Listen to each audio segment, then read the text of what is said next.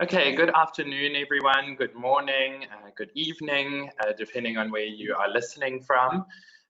Thank you for joining us today. We're very excited. This is the fourth webinar in our post-2020 series, and we just want to warmly welcome you all and thank you for joining us again today. Today we'll be looking at the position paper on local and subnational governments and the emerging key messages and ambitions that are coming through in shaping the post-2020 global biodiversity framework. We're very excited to have a number of great speakers joining us today. Today's agenda is on your screen right now. We will have an overview of the ICLEI-led process on behalf of the local and subnational government constituency by Ingrid Kutsia, followed by Renata Gomez, as well as Rachel Levesque from the government of Quebec, and Renata is from Regions 4, and combined they're going to be presenting an overview of the Regions 4 led process. Renata will do that, and then Rachel will present some impressions emerging from the Trondheim conference. Then we have Mr. Oliver Hillel from the SCBD, or the Secretariat on the Convention on Biological Diversity, and he's going to get some feedbacks, outcomes and next steps from a few major events that have happened recently. And finally, Mr. Xu Zhu, who's our Regional Director of ICLEI East Asia. He presented in this morning's webinar and is unable to join us in this session, but I will be playing a recording from this morning's webinar in that place. So thank you to everyone for joining. If I can just say that the webinar is recorded, and the recording, as well as the various resources that are mentioned by the various speakers, will be made available to you afterwards. We are going to have some time for questions and discussion at the end, should there be any, but we ask that you wait until the speakers have all spoken, at which point we'll open the floor for discussion. And there's two ways you can ask questions, both in the right panel, either by lifting or raising your hand, or by typing a question in the chat box. So thank you for joining us. We have a packed agenda, so without further ado, I'm going to hand over to our first speaker, Ingrid. Over to you. Thank you, everybody, and thank you, Tim, for introducing me. So I am going to just jump into it from the background in terms of where ICLEI is coming from, and to start off by saying that we have a long history of engaging with the CBD on behalf of the local and subnational governments. And we do this primarily through three major interventions. The one is the Global Biodiversity Summits of local and subnational governments, which have been held since 2008 as official events in the margins of the COP CBDs, the CBD COPs, where we unite representatives of local and subnational governments and have given opportunity for engagement with the CBD parties around issues of common concern in terms of implementing the convention. One of the major outputs from these summits are the declarations or the communiques, which essentially are statements where the local and subnational constituency will voice their commitments, what they've done, what they've achieved, what they're committing to going forward, and also what they call on parties to do. And there's been a series of these commitments which are also a very clear demonstration of how local action at a collective level can contribute to the implementation of global biodiversity targets. And then the third very important sort of intervention has been the influencing of CBD COP conventions, primarily through the discussions that happen at the platform of the summits. And we've seen a sort of a progression of initial decisions which just reflected the recognition to cities up to the last COP in Sharm el-Sheikh in Egypt of last year, where there were a series of very different decisions which gave recognition or afforded some level of recognition to the role that local authorities play. And these ranged from things like health and nature, to biodiversity mainstreaming, to a role in terms of the regulation of wildlife, meat trade, etc. So in developing a position statement going forward on the post-2020 Global Biodiversity Framework, as we consult our constituency of local and national governments, we've also taken into consideration a whole range of sources and trends and ideas and discussions coming from the various consultative processes.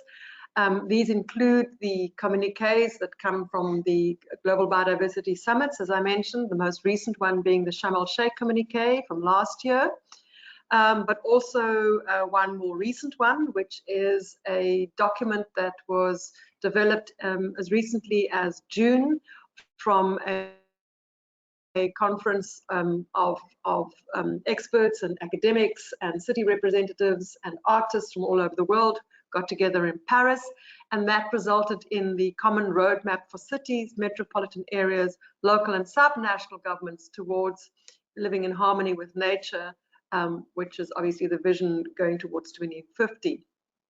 And then even more recently, there was a meeting of metropolitan authorities held in Medellin in Colombia last month. And from that also there was a declaration that came out and is known as the Abura Valley Medellin Declaration of Metropolitan Areas to the post-2020 Global Biodiversity Framework.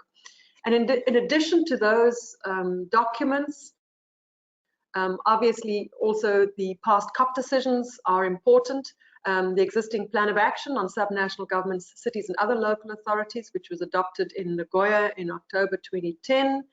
And then of course, the very important assessment reports from the Intergovernmental Science Policy Platform on Biodiversity and Ecosystem Services, which give a range of very important findings and also recommendations that some of them are specifically relevant to cities and metropolitan areas and subnational governments on a range of issues. And then also the work of the informal advisory group on mainstreaming biodiversity and the open-ended working group. And you will have, some of you may have seen the documentation that has been uploaded onto the CBD website from the open-ended working group. And in addition to those sources, what we do is obviously also engage with our constituency members in terms of what their specific interests and needs and ambitions are. So if we just step back a little bit, and I want to talk now about some of the emerging key themes and trends that have come out and that speak specifically to the role or the ambitions of local and subnational governments for going forward for the Global Biodiversity Framework, which is going to be negotiated and finalized at the COP15 in Kunming, China next year. There are some important trends that I want to highlight that we as ICLEI are picking up on. The first that I'm mentioning there is the issue of mainstreaming, and we're seeing that in many cases this is considered as being at the core of transformative change, and it is certainly something that needs to happen and can happen in very practical and tangible ways at the local and subnational levels. Just as important is the issue of resource mobilization and having funding and investment into nature-based solutions, green infrastructure, greening, etc., and specifically also at all level subnational government levels. Insofar as enablers are concerned, we're seeing a couple of trends coming out there. Again, the issue of mobilizing for resources, importantly capacity building, management tools, and there are a couple of new ones. The existing ones that are already captured are things like environmental impact assessments, but also a trend that's coming out, a lot more talk these days of something like natural capital accounting and valuation of nature's contributions to communities, and specifically local and urban communities. And then of course the use of legal instruments, and there are a range of these, and I think that local and subnational governments are particularly well placed to introduce legal instruments that can support the achievement of global biodiversity targets and enhanced mainstreaming of biodiversity across sectors, but also across functions. Another important trend is the discussion and the ideas around engagement measures, what these are, how they should work, how they should be structured. And something that has come out of the IPBES reports, which I think is particularly pertinent to the subnational constituency, has been around mooting the idea of an integrated approach and focusing on sustainable cities. So it's not just about biodiversity, it's also about how nature and biodiversity contribute to social issues, to issues of health, to issues of the economy, and the more softer side of urban life and subnational life.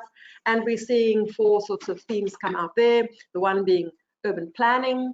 Linked to that is the issue of nature-based solutions and green infrastructure, and how these can be used very successfully at the lower levels of government, cities and metropolitan areas, to enhance the achievement of biodiversity targets, to arrest the loss of biodiversity in ecosystem services, etc.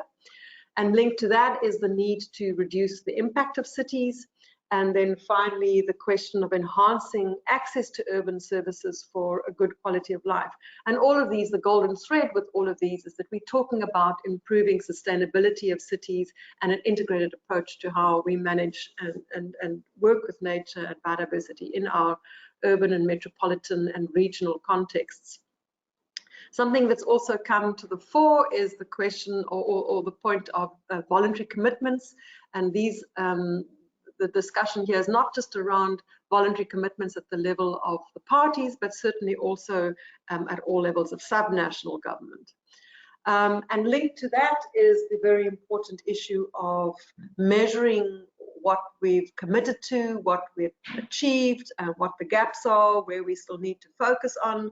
So there's a lot of discussion around monitoring, evaluation and verification and reporting, and tied to that is the suggestion, the recommendation that the Cities with Nature platform is the platform which is a natural platform for local and subnational governments to engage and to report on.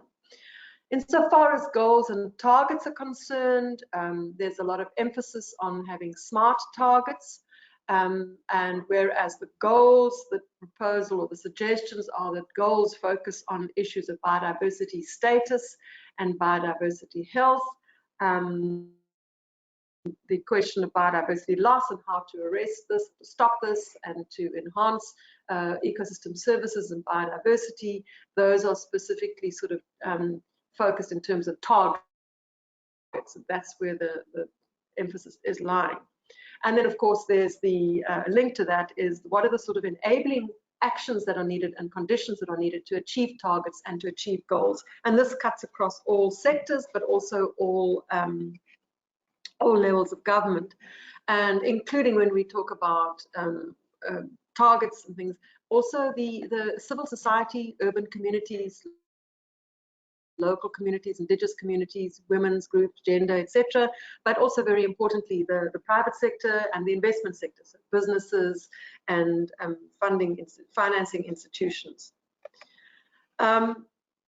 And just before I continue and talk a little bit about the ICLEI process, just to mention that in developing the ICLEI position, which unfortunately I'm not able to share with you at the moment because we're in the process of finalizing this and getting it through our ICLEI internal structures, both at the regional level and at the global level, to get sign-off for it. Some of the things that we're looking into and addressing are obviously things related to multi-level governance, to territorial approaches, and the emphasis specifically there is around how the local and subnational governments can support action of the national governments. Also the point about needing data for and analyses and increased need around that. Very importantly, also we feel is the question of partnering, and we see this as a very active element and something that we would like to see strengthened and enhanced going forward. I've talked a little earlier about the need for resources, specifically then investment, greater investment for nature-based solutions, green infrastructure, greening, tinkering, whatever one wants to call it, at the subnational levels, whether that's in a city, at a municipal level, in the metropolitan area, state level, etc. And then, as I said earlier, also picking up on the sort of importance of having appropriate mechanisms for monitoring, reporting, and verification, specifically through the Cities of Nature platform. So if we look at the process that ICLEI is following in developing a position, what I want to emphasize is that it's an iterative and consultative process where we build on what's already in place. We build needs identified by our constituency, and we've identified also that there are positions from some of our key partners like the IUCN, Regions 4, the group of local and subnational governments towards IT biodiversity targets, and the Committee of Regions, etc., which we also take into account. And in making this position of ours known, we've identified some key milestones. The first milestone is coming up at the end of this month, and the intention is that we will float our zero draft, which in CBD speak is known as a non-paper, where we will reflect our constituency's position at the open-ended working group meeting in Nairobi. And once that's out in the open, we will start openly consulting wider with the constituency, but also with our partners in terms of getting additional inputs, getting support, and strengthening and enhancing the position. And then following that, we will have a next iteration or next version, which will essentially be the first substantive draft, which we intend presenting at the second open-ended working group meeting in Kunming early next year. And then a near final draft will be ready by the SBI 3 meeting in Montreal, also next year.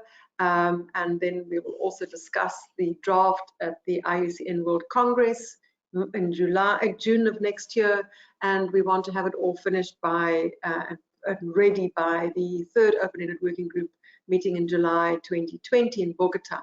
And just to mention, these are not all of the interventions that we have in mind. There are also other opportunities and for example, side events at the SAPSTA meetings, which are held in the interim. So it's a very complicated and iterative process, and we really welcome inputs from all of our partners and also our constituency members.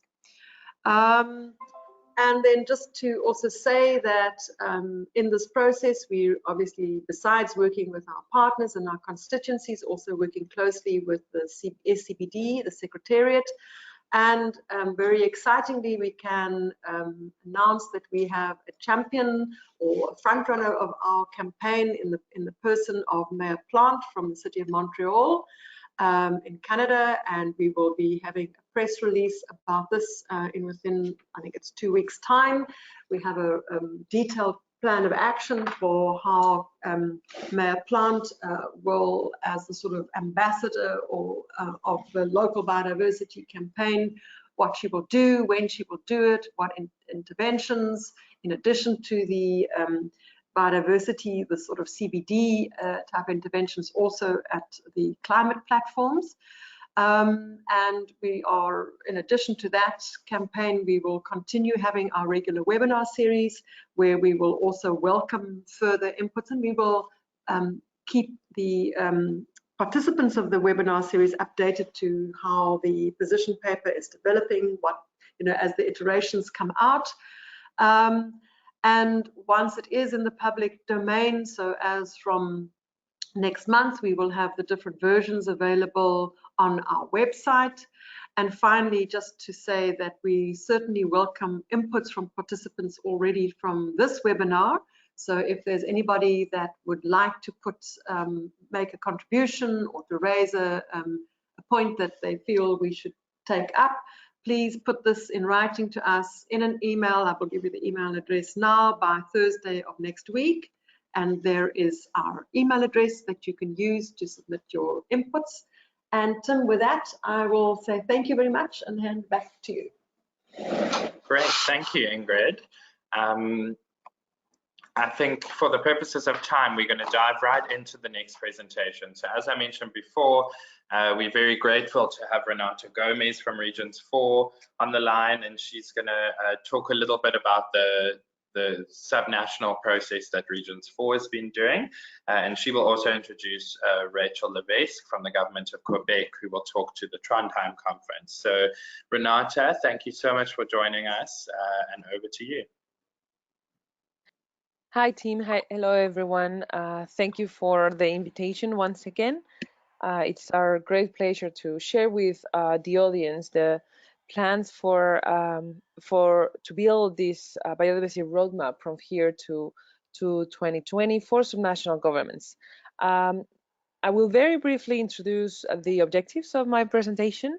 Next slide, please. I will be talking about the plan of action of the Advisory Committee on Subnational Governments and Biodiversity to the Convention on Biological Diversity, which we at Regions 4, together with the Government of Quebec, coordinate and lead. And I will also share the contributions to the post-2020 process and the perspectives for the future for subnational governments in particular.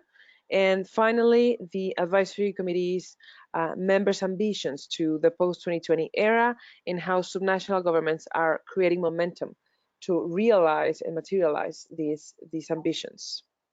All right, so to start with the plan of action, we have set the strategic goal to consolidate the Advisory Committee on Subnational Governments as the platform that enables permanent dialogue with the parties to the Convention towards a strong subnational participation in the post-2020 global biodiversity framework. To do so, we have built a series of, we are carrying out a series of actions, efforts, and commitments that will ultimately lead us to this process. One of them, and one of the most important, being the ongoing communication that each of our members have with their own national focal points to the CBD within their own countries. We believe that by strengthening the relation between subnational governments and their parties, we are together working towards the acceptance or the realization of our global ambitions when it comes to the biodiversity at a global scale. So we would like to think that we are starting at the subnational level, but building towards the global level, and because of our ambitions are global. Next slide, please.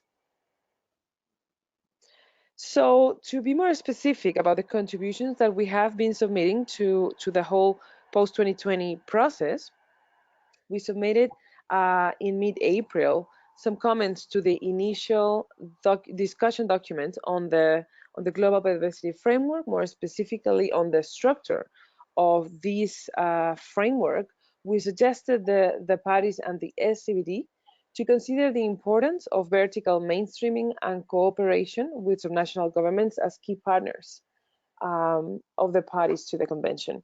When it comes to targets, we also recommended that these targets should support and include in a coherent manner other frameworks and UN conventions and agendas, more specifically the climate agreement of the Paris or the Paris Agreement, and also the Sustainable Development Goals.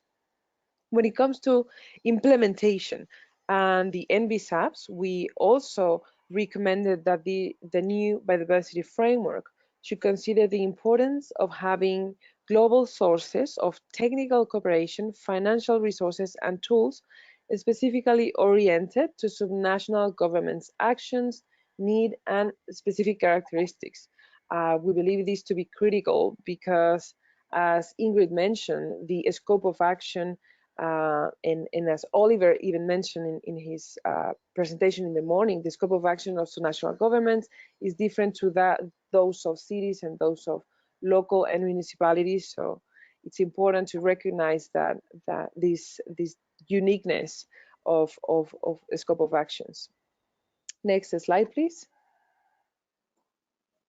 So when it comes to integrating diverse perspectives, we also recall on the importance of renewing, expanding, or updating the plan of action on subnational governments, cities, and other local authorities for biodiversity that was endorsed at COP10.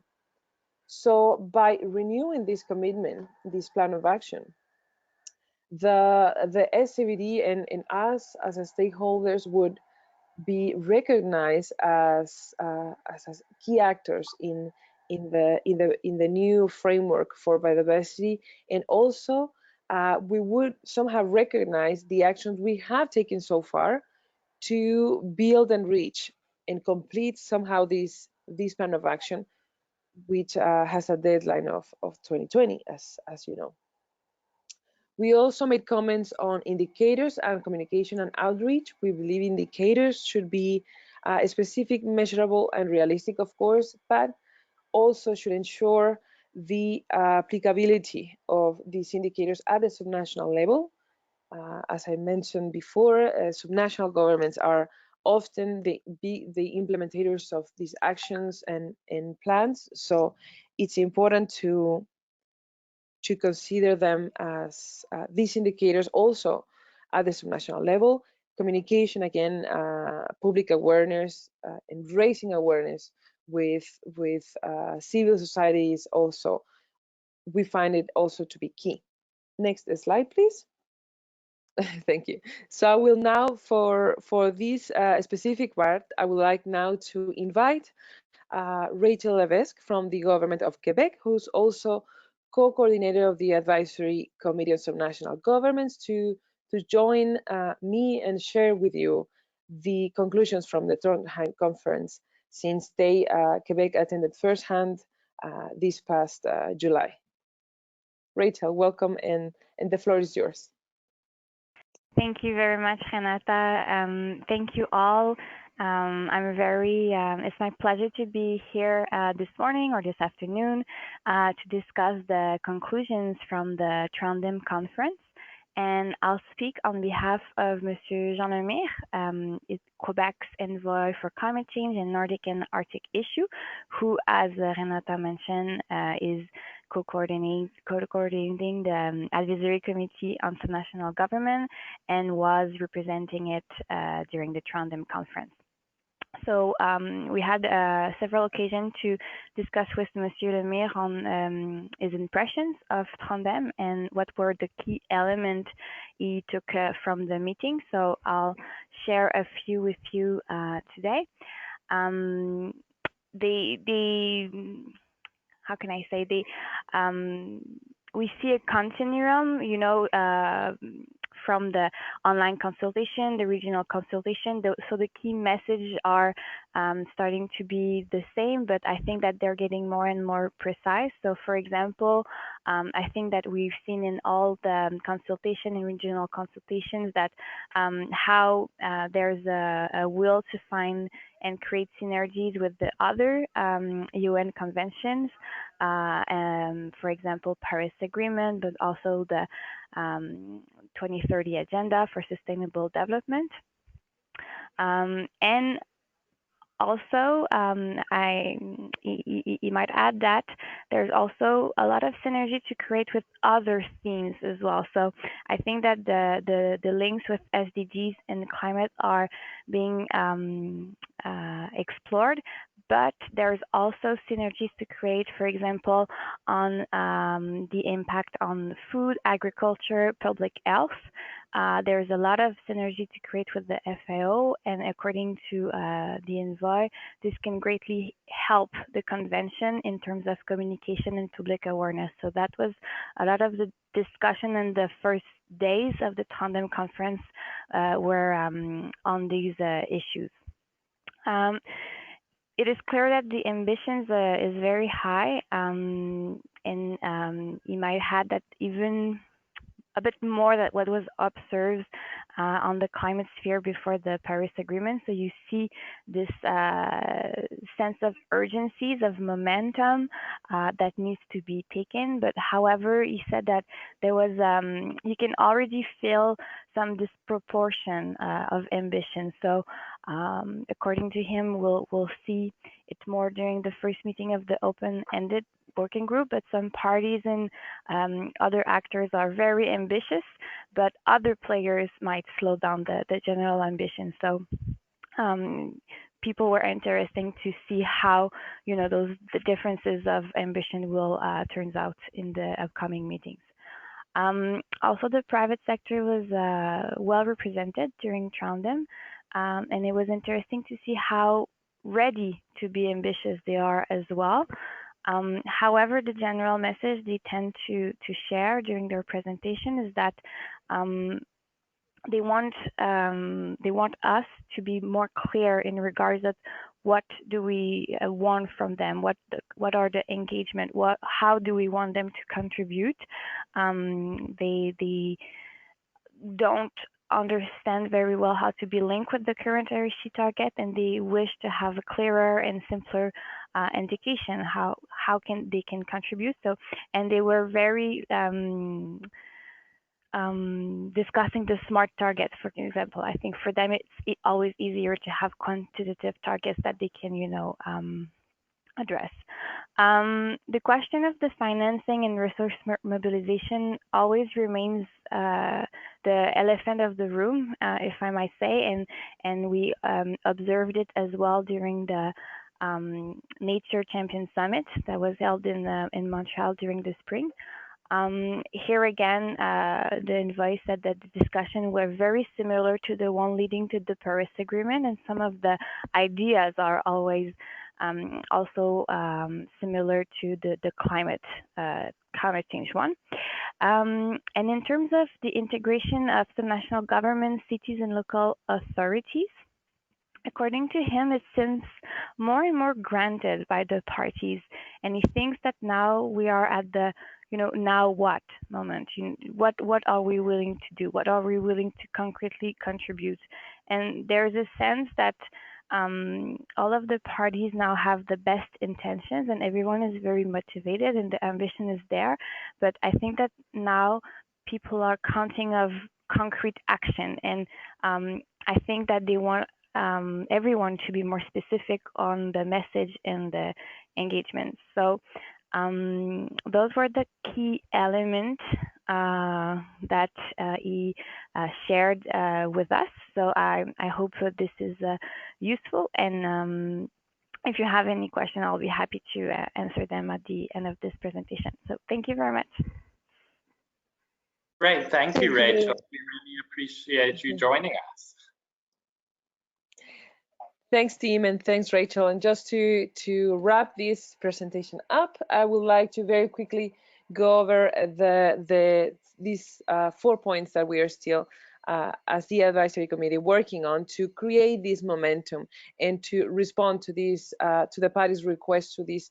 Now what is it that we're doing? So first of all, I've spoken before in another webinar session on the report that the advisory committee is preparing. It speaks directly on the experience of the mainstreaming biodiversity practice at the subnational level, and this report is actually open to subnational governments willing to participate in the initiatives of the advisory committee. So it's open for everyone. We intend to, of course, engage with the parties at the next meeting of the SUBSTA, and also at SBI at the subsidiary body of implementation meeting next year, and at SUBSTA 24.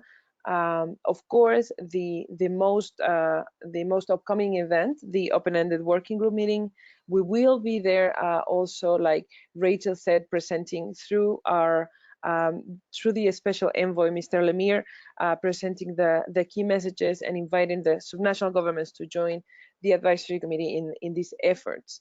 In the next slide, you can find my contact information, so please feel free to reach out and connect with us in case you're interested either in knowing more or joining the advisory committee and these initiatives. Thank you very much again, Tim. Back to you.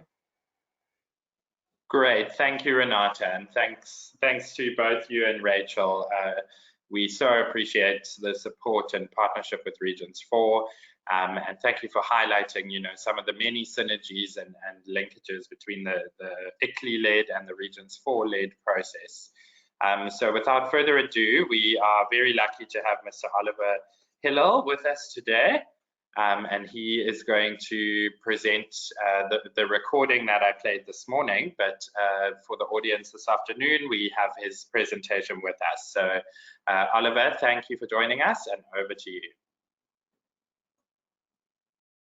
Thank you, Tim. Will you allow me to use my screen, because I actually had time to produce a presentation? Okay, excellent. Thank you very much. Good. Well, thank you to all of you. It's great to be on this webinar, and I think I will actually propose a slightly different, even though I do have this presentation, which reflects a little bit of the text that I shared with you in the recording before. I preferred to go through that a little bit quicker, because I think we have in fact heard, I was asked to provide some input about the products of the nature of City Summit, of the Medellin meeting and the Trondheim conferences to the process, but I think this has been extremely well done by those before me. So I think what I will do is go very quickly through my own comments on those things rather than the general information which was already shared. But I think I could stop and address a little bit more what Rachel so clearly said on behalf of Jean-Emile's thoughts of what was happening as well, in terms of what is it that we can contribute. And here I'm very aware that in this conference as well, we are all representatives of subnational local governments. So, there is a focus for me on that segment and on the potential contribution and the elements of the negotiation that will happen on those elements. So I hope to go quickly through those slides. First one is I think what the Nature of Cities Summit did share with us was the diversity of players that need to be involved. I think it was a great event in terms of mobilizing social science and arts. I think we could also see clearly the contribution of academia, which we are working on through other elements, but that we can't stay away from mentioning, that it will be the science that will guide us to make the points we want to make about local and subnational governments. And in this sense, also the IPBS report, the regional ones as well as the summary, has clear references to at least to urbanization, maybe not enough to the urban-rural linkages, but it's all there. So the contribution of regions in France and Europe, of academia and of communities overall became very clear. I think Ingrid already showed and shared with you the common roadmap that came out of that, and I think the main points there, that there would be a commitment, which I think is also part of what can local and subnational governments contribute to this process very concretely. Rachel's question, one of them is commit, and on your commitments, grow on them. It's the ratcheting mechanism. I think this is the first point that came out of Paris. The other two being that there should be an obligation to report, and the third one, there should be an interest and an expression of interest in exchanging those experiences at the global level, to look for resources and to focus on the Cities with Nature platform as well, which was I think a contribution that was also called for in many other meetings. Trondheim, you already said what happened there. I think the important thing is, again, to formalize that the pre-session document to the Trondheim conference reminded people that the Kunming action, Charm to Kunming, already invites subnational and local governments nominally to bring voluntary commitments of action as a support and a complement to the national commitments. And of course, urbanization is very clearly there again, and I will come back to that. I think the urban-rural linkages may not be as strongly acknowledged as they should, but there are many avenues already clear. And one of the clearest one is mainstreaming. The example that was shared in Trondheim referred to the work of Mexico with their state environmental authorities. I think my commentary on the Metropolitan meeting is mostly that it's the clarity of the examples that they shared with us about control of air pollution, of water pollution, of restoration. They showed results, 73% improvements in air pollution over 7 years. This is quite impressive. The results that they showed and the comparisons we could do there, particularly about how water was handled in Cape Town and in Sao Paulo, couldn't have been clearer in terms of what works and what actually doesn't work so well.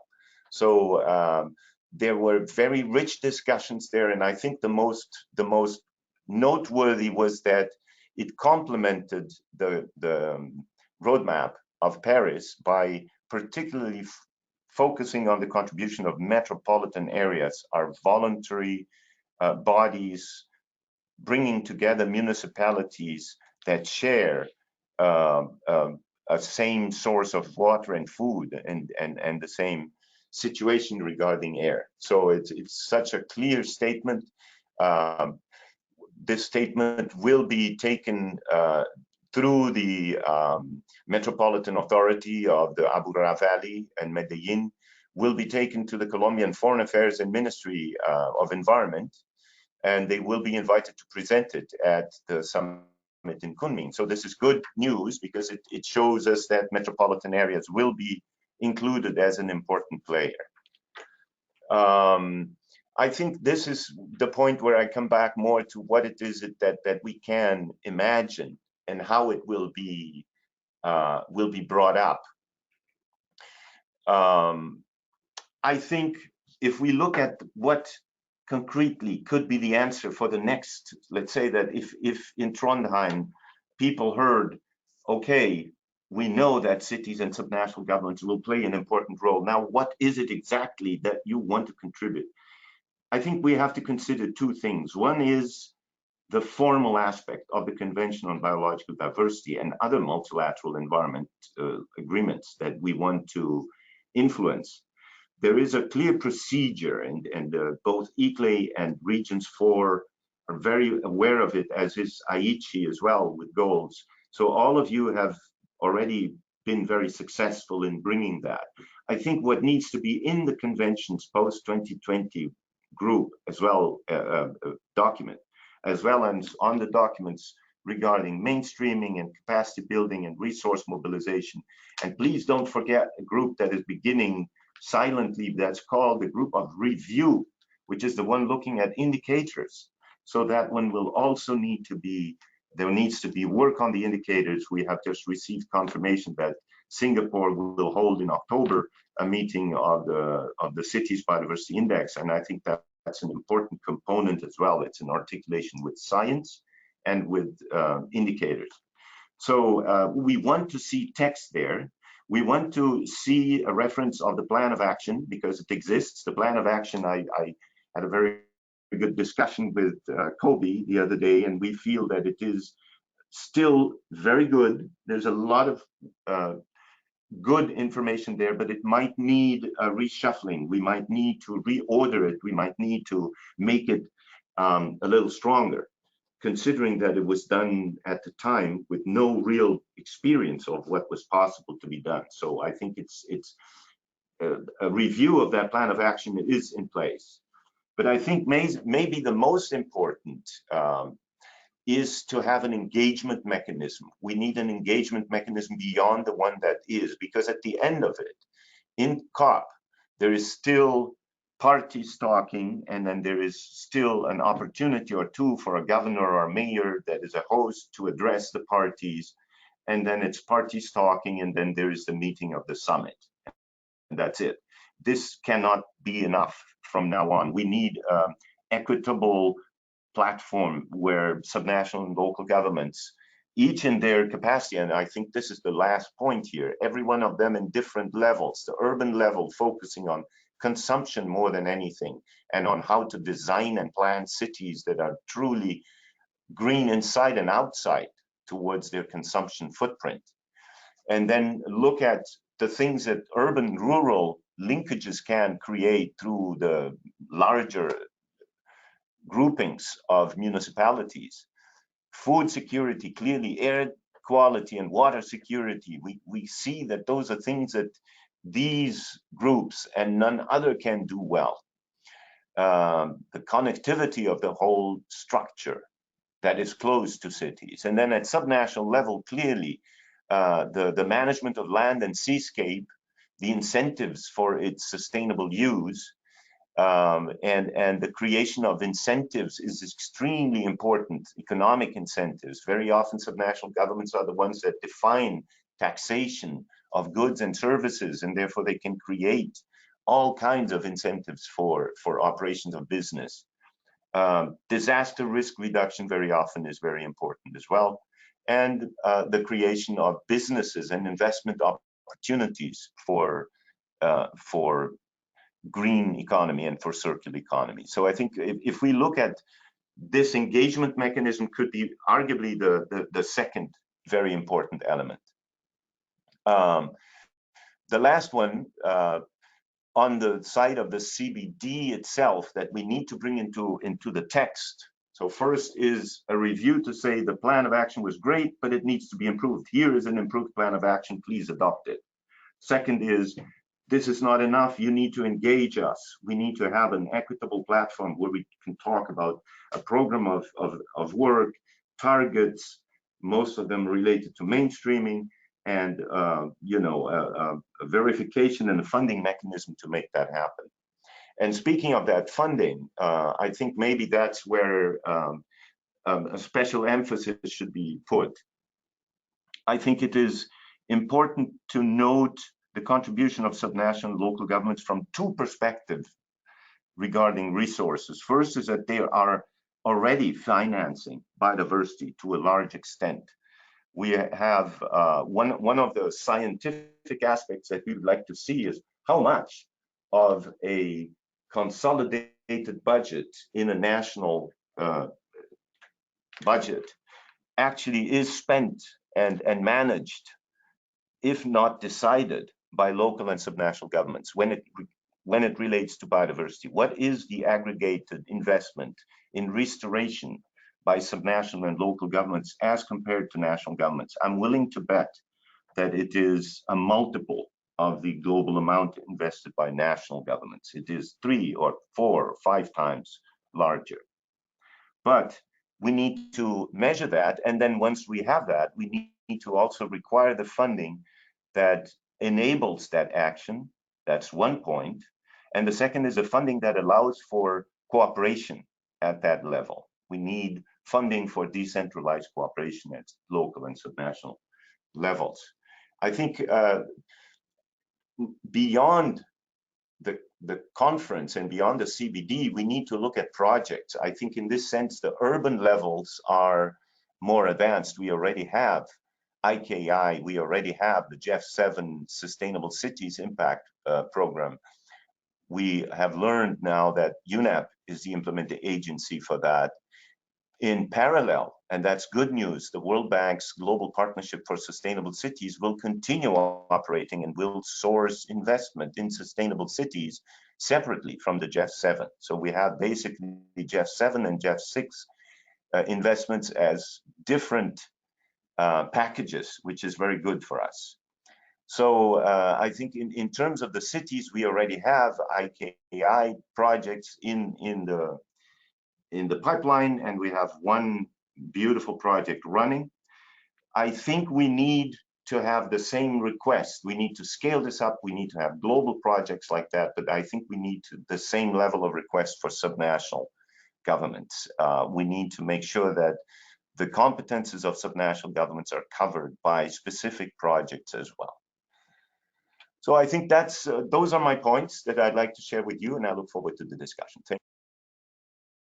Great, thanks, Oliver. I think some great points raised there.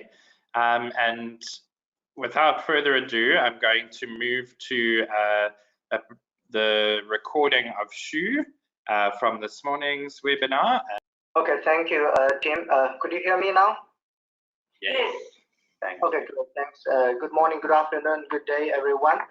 I'm joining the meeting from Beijing. I would like to report back on the outcome of the local biodiversity workshop holding Beijing on 18th of July, as well as another NGO consultation workshop hosted by Chinese Ministry of Ecology and Environment last week. Biodiversity actions. So we got 4 Chinese cities and regions to join the workshop. They are the Yunnan province, the host of COP15, Beijing City, Qinghai province, as well as the city of Chengdu. These 4 regions. And also we invited the government of Singapore, as well as the city of Bonn from Germany to share their relevant experiences. We also got the active participation of partner organizations, including the World Bank, the GIZ, and also a Chinese partner called the Tongheng Research Center for Landscape Architecture. So the participants shared their practices about the local biodiversity actions, and also their concerns or perspectives and recommendations about the roadmap. Also, we designed mainly 5 questions to discuss about the role of urban biodiversity, the commitment, ambitions of local subnational governments, and also what the need for further support to local and subnational government for implementation and actions in the future towards the post-2020 framework, and also any existing programs or opportunities that related that could further enhance subnational government actions, and also how the science and policy interface could be enhanced. So around this, we had a very interesting discussions. I just want to make it very brief here, is that from local government's perspective, I think the most needed thing is actually to raise the awareness about the urban biodiversity actions in the context of urbanization and also the industrial development, in particular in Chinese context. Many of the cities pointed out at the local level that local leaders and the government have not really mainstreamed the biodiversity actions into their urban planning and land use, and also the overall sustainable development strategies. They still prioritize economic growth and more than biodiversity protection and preservation. However, a few of these very specific actions are being taken. For example, in Yunnan, they try to balance the preservation of the ecosystem of biodiversity together with the economic growth through promotion of ecotourism, and also to utilize several important natural resources to create job opportunities in Yunnan, which is also an underdeveloped regions in China. In Beijing, they promoted this red line, ecological red line policy, try to protect, divide Beijing into 3 different zones in terms of ecological control line, with also an urban development boundary, then to divide the Beijing into 3 zones to control and preserve those ecologically vulnerable areas. And Qinghai is a typical example of China's national parks. Since last year, China has established 8 national parks. Qinghai is one of them, and they through this so-called 3 river source national park, they try to promote this people-centered preservation concept, and also encourage local people to actively participate in the biodiversity actions and cooperate with the government. GIZ actually shared also their experience in Southeast Asia on the participatory approach to encourage citizens' participation. So around the 5 questions that we discussed, all the cities and regions reported that they have, at least for those people from the local environment department, they all realize the importance of urban biodiversity at the local level. However, this has not been prioritized. This is also a common challenge now. So they feel there is strong need to enhance not only the public awareness, but in China's context, most importantly, the local government leadership's awareness and commitment to provide more support and resources, and put more support also from the central government for local and subnational biodiversity actions. Secondly, they need also support from international organizations, ICPT, and organizations like ICLEI and partners, to provide more capacity building for them to understand how internationally are their relevant practices and experiences for Chinese cities to learn and also to improve, and what kind of good solutions are there to help balance the development of economy and biodiversity preservation and ecosystem preservation. For Chinese cities, they also reported that the most needed is actually not the financial support, because most of the regions are resourceful nowadays due to the development of economy of China, but more about the good ideas, good solutions. Then, of course, from ICLEI's perspective, we also encourage them to put their need and also to actively participate in international platforms like the Network Cities and also the Nature Spirit Cities knowledge sharing platform. Another point raised by the participant is about how to demonstrate the long-term benefits of preservation of biodiversity and ecosystem for urban sustainable development. In particular, some cities say that they need to show this to the local leaders in order to change their mindset and perception that biodiversity preservation actions are not only an investment for future.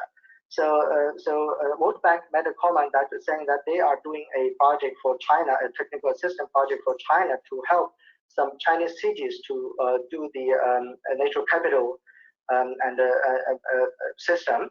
So in order to help calculate the benefits. This is also something welcomed by the Chinese cities and regions. And also some Chinese experts raised the issue about the lack of attention from the science and the research community about urban biodiversity, at least in China's context. So this need to be further enhanced. And in terms of the interaction between science and policies, all agree that this is very important to connect both and also reinforce the relation through the IP-based and other frameworks. However, so far, I think there might be also a strong need to promote the dialogue between science and the local leadership.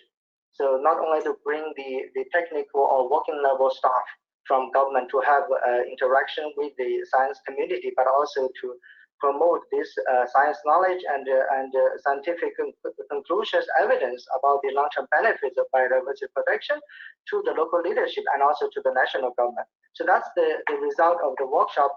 I also want to make a few comments about the NGO consultation workshop that hosted last week by the MEE Ministry of Ecology and Environment in Beijing, that ICLEI was invited. The main conclusion is that ICLEI was the only one organization among all these around the 20 Chinese and foreign NGOs in that workshop tried to promote the local and subnational biodiversities in preparation for the COP15. So this has been taken by the ministry, and in particular, the MEE Deputy Director asked ICLEI to help develop a proposal about how to further mainstreaming urban biodiversity for China. They want to take it as a good reference for their preparation. Secondly, they also agree that these local actions are very important in the CBD framework, and also towards the preparation of the COP15 and also the post-2020 framework. But I think the ministry is currently overwhelmed by the preparation, in particular with a focus on the negotiation, but have not really attended enough to the local engagement and the promotion of the COP framework. So that was also observed during the workshop 2 weeks ago, that not many cities a list of the participating cities and regions, they are not really informed enough, including Yunnan province, about the whole plan and also their role in the process. At least they have no idea so far. So we also stress this during the NGO consultation workshop. And one of the good opportunities is that the ministry will establish several work tracks, they call it, or work streams. One of the tracks I have advised them is to focus on local and subnational governments. However, we need to follow up on this, try to convince them to include this as a work track towards the preparation. And China is working closely with the New Zealand on the UN Climate Summit this September in New York to co-chair the natural-based solutions work streams. And China also reported that they are working closely now, also approached by the Norwegian government to partner on NBS and also biodiversity actions.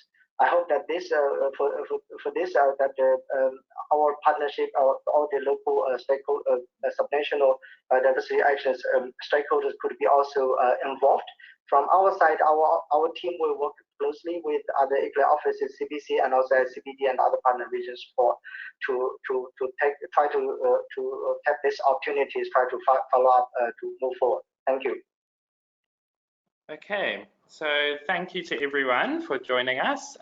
We apologize for some of the technical difficulties. We seem to have had a few interruptions with Wi-Fi on our side, so we hope that the sound was at least clear for you. Yeah, thank you for bearing with us as we try and piece the webinars together. Yeah, Tim, I just said I feel that it was for me, it was really good to learn about what Shu was doing, and also to hear Rachel and Renata. Ingrid's presentation was also great. So what I was wondering is because I feel that what is left to me is a bit, we need an occasion to talk about next steps. And this was very much what you and Kobe and I were talking about as well. So I'm just thinking, as I'm moving to the other teleconference, we probably should have yet another call where we can just discuss what that means in concrete terms for a proposal to the CBD process. Yes, absolutely. So I'm just mindful of the time and that we have gone over time already. But I completely agree with you, Oliver. And just to let you know, there are many opportunities to discuss the next steps. There are, this is, many other webinars in the series. And if we need to organize something else, we can certainly look at doing that. I think it would be valuable. So thank you. Great, and thanks. Great, and I think thank you to all of the speakers for your willingness to present and to support. Yeah, we're just going to open the floor for some quick questions if there are any. We apologize for going over time, but if there are any burning questions, I'd like to open it up now. Okay, it doesn't look like there's anything at this time, but we encourage you to be in touch with us. We welcome inputs and suggestions. Thank you to all the attendees for your time and for joining us. And thank you to all of the speakers for your presentations and for constantly supporting us in this journey. It's been a great webinar and a great day, and thank you to everyone. And we hope you will join us for the 5th webinar in the series. So thank you, everyone, and we will be in touch soon.